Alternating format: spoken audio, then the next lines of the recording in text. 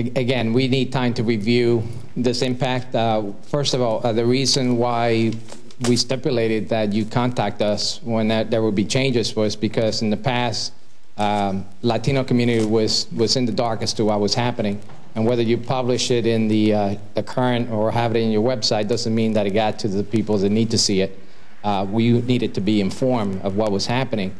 We have not to date like to have an opportunity to review these changes and see what impact it would have, if any, on the settlement that we all agreed to that you would abide by. And certainly we'd like to have the opportunity to do that. You're saying that eminent domain is off the table for this redevelopment? It's off the table for, actually, we don't want to use we don't want to use eminent domain anywhere, okay? Whenever you leave a targeted parcel in the plan, it is an option under state statute. The reality of the fact is it's very unlikely that we don't want to do it. I don't think that we're going to do it on anything, okay? So, but when you look at these parcels, what you have is, this is a utility site for South Jersey Gas, and there's the electric company. That's one of the parcels. You have Twin Glass, which is, you know, that's a commercial property, all right? We have 17 is apartments. If they bring those up to code once again or do something there, they can roll out. Number 6 is basically a vacant lot and an apartment building that's under reconstruction right now. So, you know, she's probably going to bring that up to code. She'll roll out. You have number 1, which is the movie theater block. We'd like to see something happen there. We're certainly hoping that people come in with voluntary projects. And we have 15 where we actually have one building in good condition that can apply to be released if their property's up to code, and one building that could use improvement. So basically it's been scaled way down. It's practical. It can be accomplished. It'll be good for the people in the area. We can offer tax abatements. And we're going to try to do something with the streetscape down the center. Okay. Again, we don't certainly do not want to oppose development, and certainly I'm ecstatic the fact that eminent domain is off the table, which was a big concern for us. Particularly, it still has an impact because if a homeowner who has a several-unit apartment decides to sell, the renter doesn't have any say. And that was the impact that we were fighting for.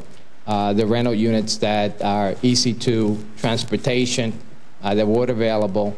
We still would like to have an opportunity to review this. We certainly are ecstatic that eminent domain is off the table.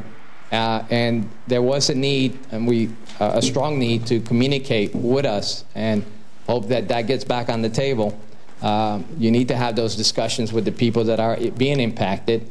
We were left in the dark before. We don't want to be left in the dark again. I'll be posting information on the vendor website, and there's a contact me button on there, which comes to me. If anybody has questions, they can contact me directly, and I will try to find out the answer. As things come in, we are going to post them on the website. You know, we want people to come in with projects to try to get this neighborhood fixed up. You know, and there's a lot of history here that unfortunately didn't go as planned. But we can't fix the past. We can only fix the future. And that's what we're trying to do now, because, you know, we would like to do what we can to help this neighborhood. There's never been any ill intent on the side of the administration or anybody here from all residents. So what we'd like to do is see this neighborhood come up to the level the rest of the town has been improved, and we can close the project out now. So that's really the intent.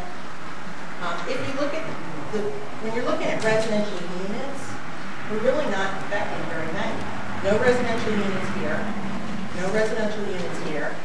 This is a vacant lot with 6 units that are under rehab right now. We're not affecting them in any way. I'm not sure how many residential units are in the movie theater. I don't believe they're occupied now.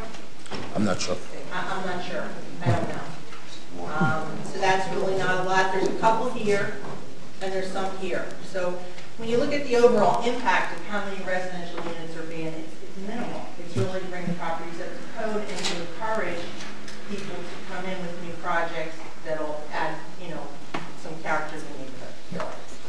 Again, Mayor, who will be the contact that we were dealing in terms of... Any questions that you have, what I would do is ask you to review this, Mr. Lopez. Any questions that you have or concerns, get a hold of Julie. And Julie, I'm sure you'll be glad to meet with Mr. Lopez and his group. And as far as, might be a good idea to take Mr. Abbott along with you, just to any legal questions that come up about our legal obligations.